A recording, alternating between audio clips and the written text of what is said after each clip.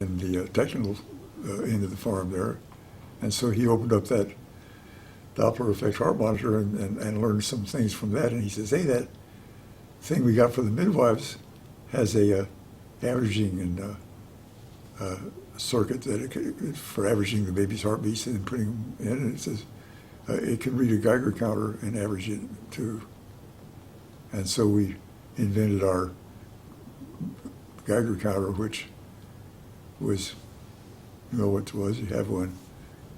And we actually promoted and started the idea of Geiger counters being something that people could have one of. And so that little company is, when they had the thing over at Fukushima, that little company was immediately plugged with orders for about 8 months. And everybody in that company was working all the hours of overtime they could stand. And so a lot of stuff that when we touched it, it seemed to make it grow. Yeah, you did. And like ham radio was another big thing. Yeah. I get it, it's not so big these days when all the digital equipment that we have, but in those days you were really... Well, when that started off, our radio operators had to have a federal license. So the guys that were with us in the bus when we did the European band tour was WB4BWR, K4IAP, like that. Yeah. Now, they'll just call home on their camera. Yeah, I remember that when you were here in Sweden, I was so amazed because you had this equipment in your Volkswagen van, and you could just pick up the phone and call the farm, and they would answer. You know, that was very neat, really. Somebody called us techno hippies. Yeah. Because you were also into satellite TV. You didn't. Yeah. Well, the company that now manufactures the Geiger counters started off installing satellite dishes. Now, that ain't a big deal because anybody can do it. It ain't that complicated. But we did it all around the neighborhood for quite a while and taught the Tennesseans how to do that too. And nobody thinks of the farm as that old, dumb, lazy stereotype hippie. They think we were a bunch of smart people who kick butt. That's right. And I think that was one very significant part of all the hippie movement. I mean, once because you wanted to get away from being in a rut that was basically destructive. Right. Well, we still believe that, and we're still working on that. And it's pretty needful because things are getting tough again. And we need to figure out our next caper. But as it is, we're pretty well engineered and armed to move out and do things and want to. And our kids that are growing up are going on plenty of projects and learning to go to other countries and get familiar with their languages and stuff. And we have people in a lot of countries that visit the farm, and we're continuing outreach.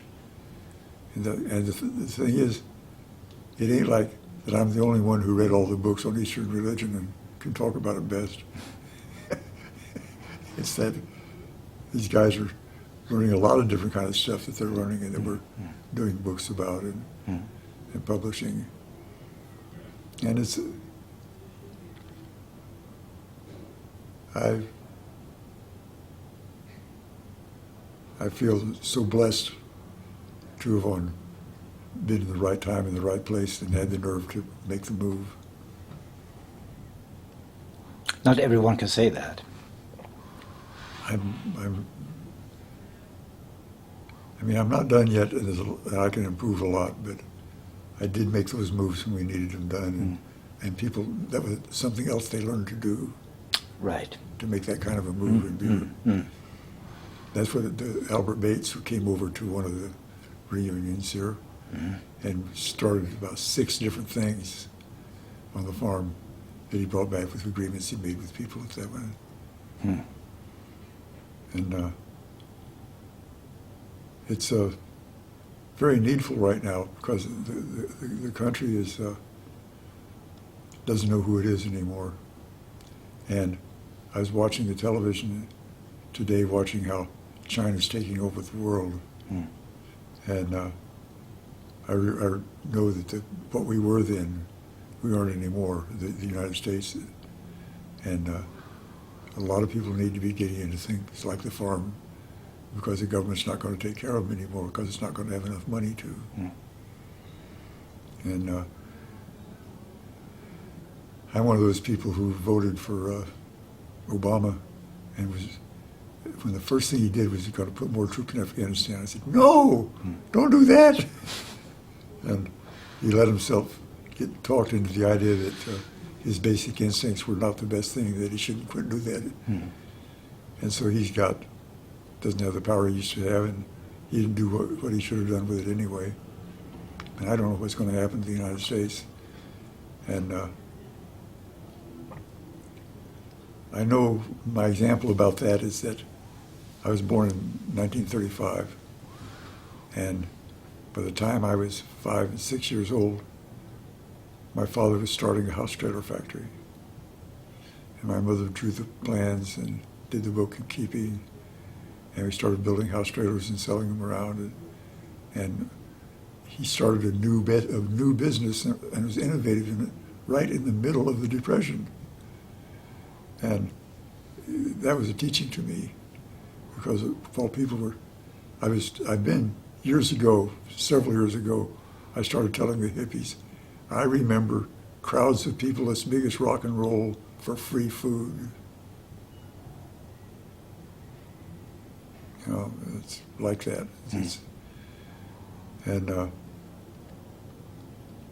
as it is now, not as much as when our population was bigger, but we still,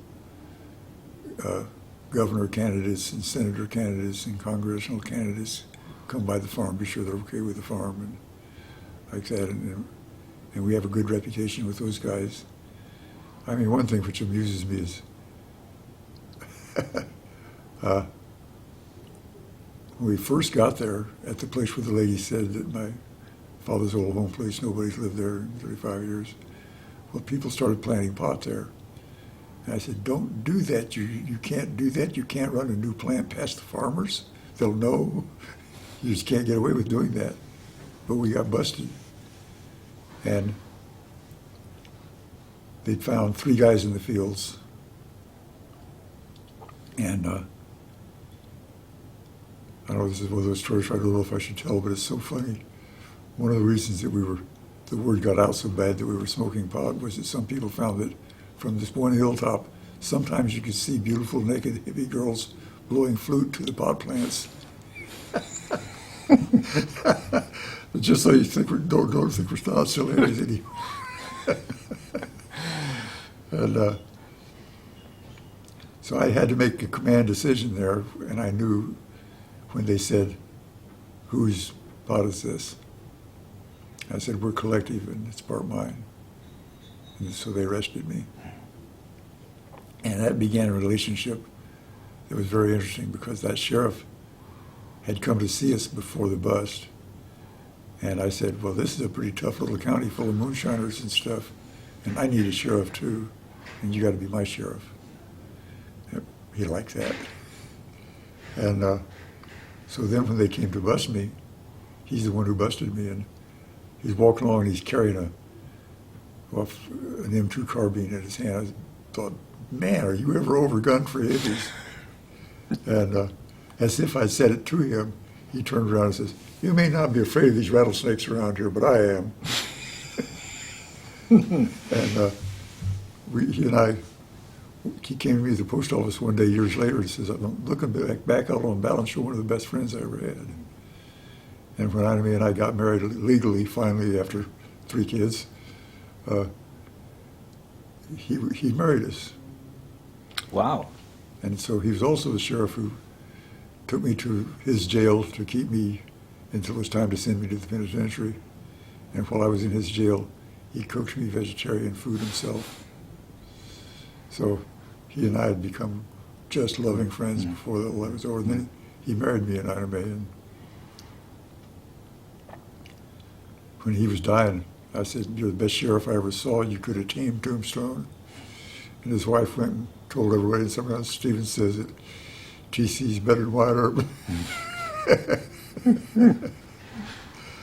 And so we're really part of that town, and we're part of that neighborhood, and we became good friends with Al Gore. And he wrote, one of our guys wrote a book on climate, Albert Bass, and Al Gore wrote him an introduction to it. And it went so good that Al wrote his book on climate and had Albert write him an introduction. And so we know him pretty well, and he used to come see us quite a bit. And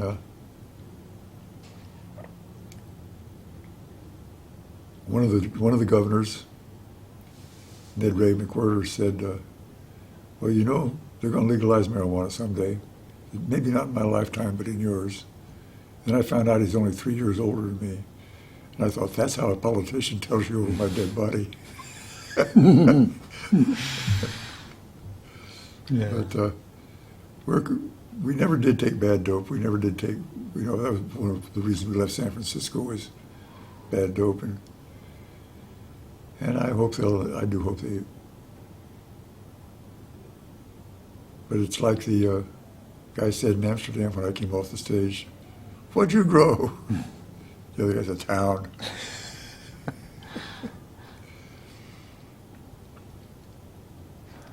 So we're part of the establishment in that country now. We're part of the deal, and if we do anything and it gets in the press, it's in the local papers and stuff. And Anime's got some great press going on right now. Yeah. The headline in Germany says a midwife who's changing the world. Yeah. And she is, and she's still at it, and she ain't gonna quit. So that's our family cottage industry is still working on the world. It's so great. Thank you very much. You're welcome. You're welcome. You've given us a lot. Well, Yakov gave me a lot. That was a great idea he had, and I'm really honored to have been the first guy he picked for it. It had a certain sense of humor. Yeah.